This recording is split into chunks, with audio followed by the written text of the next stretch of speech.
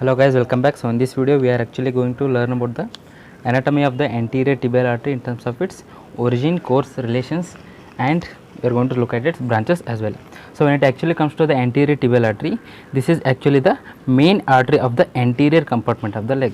So you have all the way up to the knee, then you have the calf muscle, then you have the dorsum of the foot. So the anterior tibial artery is the main artery which supplies the anterior compartment of the leg. So you have to know that it is the main artery of the anterior compartment of the leg.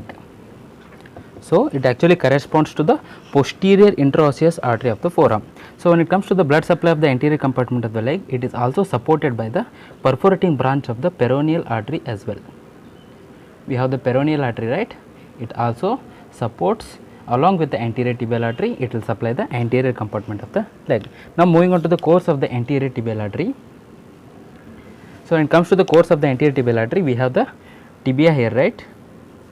We have the tibia, then beside tibia we have the fibula, and just between the head of the fibula as well as the head of the tibia, the artery is going to arise. I am going to draw to show it to you. This is the head of the fibula and this is the head of the tibia. Okay, and the artery actually passes in between the head of the tibia and the fibula like this, and after entering this narrow cave, it is going to give a small branch, and this small branch is called as the anterior tibial recurrent artery. Anterior tibial recurrent artery.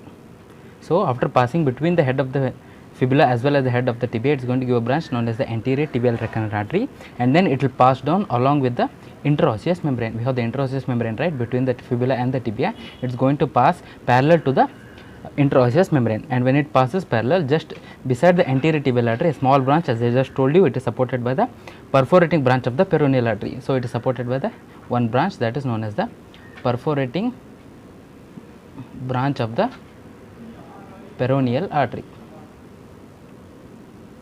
And afterwards, just near the ankle, it is going to divide into the anterior lateral as well as the anterior medial malleolar artery. It comes like this, and it is going to give you two branches. This branch is called as the anterior lateral malleolar artery, and this branch is called as the anterior medial malleolar artery. And then as it passes downwards, this will continue as the dorsalis pedis artery.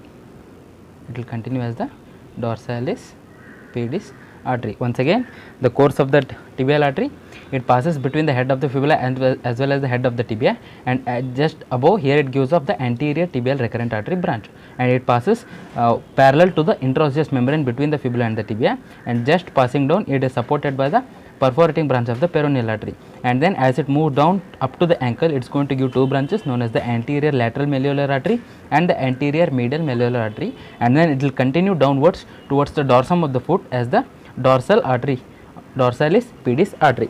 So this is about the course of the artery. Now we will look at the relations of the artery.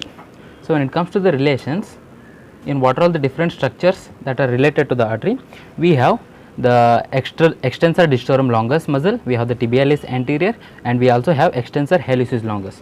We have three muscles which are related to the artery. We have the extensor digitorum longus, we have the extensor hallucis longus, as well as we also have the tibial artery. These are the structures that are related to the tibial artery. Now moving on to the finally the branches. What are different branches of the anterior tibial artery?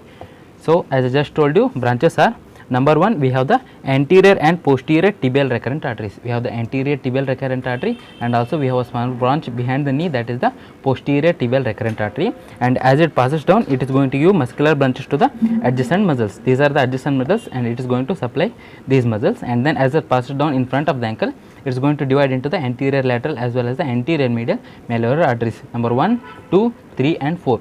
So it is actually going to give 4 branches all the way up to the anterior compartment of the leg.